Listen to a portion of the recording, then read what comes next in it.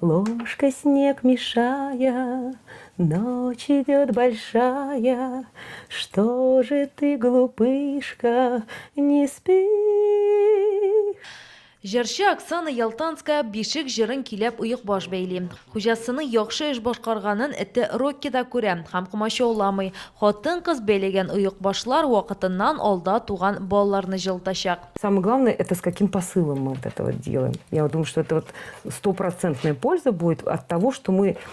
Мысль же, а не материальная, да? Вот мы уже...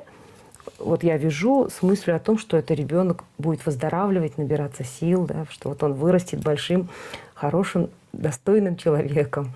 Вот, ну, какая-то маленькая доля, может, хорошего, какого-то доброго дела будет моя. Түбән Кама беренче тапкыр Россия күләм 28 ilmek деген акциягә кушыла. Аның нигезендә вакытыннан алда туган балаларга ярдәм итү ята. Шул акция турында ишеткәч йөгереп дигән кебек, менә магазинга барып җепләрне эзләп килдек. Җепләр бит әле аерылык булырга тиеш. Алар натураль җыннан булырга тиеш. Шуңа күрә без инде менә сарык җыныннан җепләр эзләп табып, менә аларны алып кайтып, китапханәче укучылардан бушаган арада менә шушы осталык дәресе дә үткәрдек һәм менә шушы балалар өчен шушы аяк ыек башларны бәйләдек. Бу шын сарык җыннан бәйлибез инде без бу носкиларны. Исләре дә үзенә хас исе дә килеп тора ул.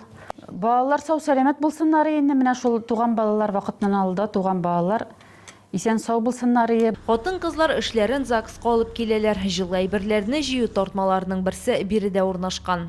Тиздән әлеге җылы эшләнмәләр вакытыннан алда туарга теләгән сабыйларны җылтачак. 28 ноябрь әниләр көндә аларны шәһәрнең балалар хастаханәсенә тапшырачаклар.